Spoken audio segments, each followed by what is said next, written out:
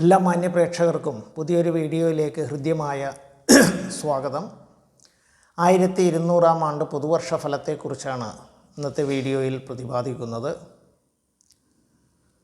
കുംഭൻ രാശിക്കാരുടെ ഫലത്തെക്കുറിച്ചാണ് പറയുന്നത്. കുംഭൻ രാശി എന്ന് പറയുന്നത് അവിട്ടം നക്ഷത്രത്തിൻ്റെ അവസാന 2 പാദം, ചതയം, പൂരുരുട്ടാതി നക്ഷത്രത്തിൻ്റെ ആദ്യ 3 പാദം എന്നീ നക്ഷത്രങ്ങൾ ചേർന്ന് വരുന്ന ഈ രാശിക്കാരെ സംബന്ധിച്ചിടത്തോളം സർവേശ്വരകാരകനായിട്ടുള്ള വ്യാഴം 4-ലും 5-ലും സഞ്ചരിക്കുന്ന വർഷമാണ്.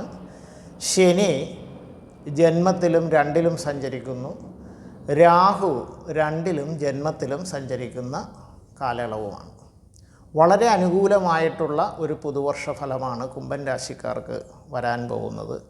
കുറേ കാലമായിട്ട് ഈ രാശിക്കാർ അനുഭവിച്ചു കൊണ്ടിരുന്ന ദുരിതങ്ങൾ, സാമ്പത്തിക പരാധീനതകളിൽ നിന്നൊക്കെ, ആരോഗ്യ പ്രശ്നങ്ങളിൽ നിന്നുമൊക്കെ വളരെയധികം മോചനം കിട്ടുന്ന ഒരു പുതുവർഷമാണ് വരാൻ പോകുന്നത്. സമ്പത്തും സൽകീർത്തിയും എല്ലാം വന്നു ചേരുന്ന സമയമാണ്.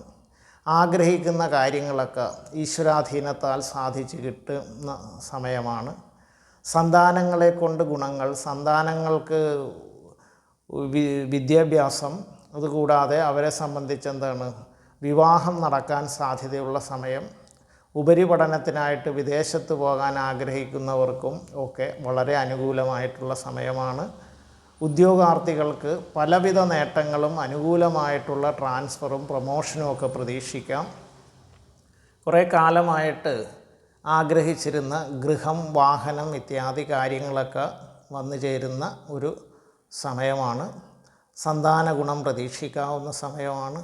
ബിസിനസ് രംഗത്ത് പ്രവർത്തിക്കുന്നവർക്ക് വലിയ നേട്ടങ്ങൾ വന്നു ചേരും. കലാകാരന്മാർക്കും രാഷ്ട്രീയ പ്രവർത്തകർക്കുമെല്ലാം വളരെ അനുകൂലമായിട്ടുള്ള ഒരു പുതുവർഷമാണ് വരാൻ പോകുന്നത്.